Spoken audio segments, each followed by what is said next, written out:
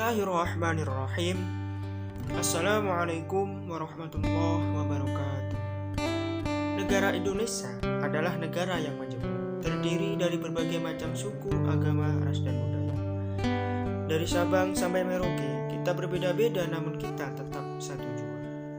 Pancasila kita jadikan sebagai dasar negara kita. Namun pada kenyataannya sekarang Pancasila tidak lebih seperti boneka tak bernyawa. Banyak masyarakat yang tidak mengimplementasikan nilai-nilai yang terkandung di dalam Pancasila dengan baik dan benar. Apalagi akhir-akhir ini kita dikagetkan dengan berbagai macam persoalan yang terjadi di negeri kita. Banyak masyarakat yang terbelah, banyak golongan yang saling bermusuhan, sehingga ini menyebabkan terjadinya disintegrasi, tidak bersatunya masyarakat yang ada di negeri. Kita telah mengalami sebuah kemunduran atau degradasi, dan ini sungguh bertentangan dengan nilai-nilai yang terkandung di dalam Pancasila, yakni pada sila ketiga yang mengatakan kesatuan Indonesia.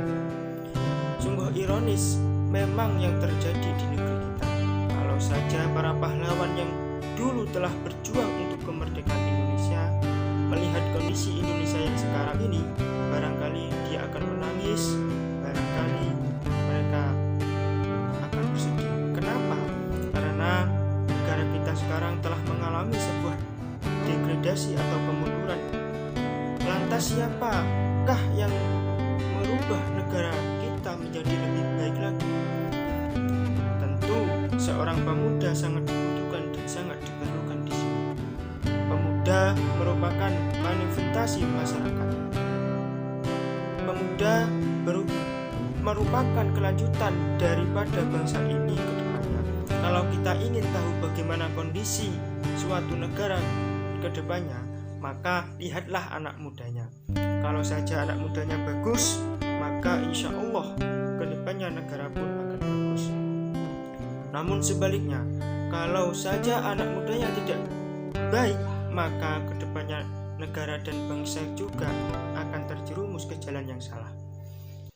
Tak heran jika Soekarno berkata, "Berikan aku 1000 orang tua, niscaya akan kucabut Semeru dari akarnya, dan berikan aku 10 pemuda, niscaya akan kuguncangkan dunia." Soekarno berkata seperti itu dengan dasar dia yakin terhadap seorang pemuda. Pemuda merupakan agent of change, pemuda mampu merubah segala-galanya. Tidak mungkin orang tua lagi, karena orang tua akan pergi meninggalkan kita. Dan tentunya yang akan melanjutkan kepemimpinan di negara ini tentu adalah seorang pemuda. Maka tak heran bila Soekarno berkata seperti itu. Dan yang terjadi di negara kita saat ini sungguh ironis. Banyak sekali anak muda yang terjerumus di dalam yang salah. Banyak sekali anak muda yang berbondong-bondong membuat suatu perkumpulan yang tidak ada manfaatnya, hanya untuk euforia semata, hanya untuk bersenang-senang semata. Dan dari situlah terjadi sebuah penyelewengan atau penyimpangan yang dilakukan oleh anak muda. Ada yang mabuk-mabukan, ada yang narkoba, seks bebas, dan lain sebagainya. Selanjutnya, siapakah yang harus bergerak?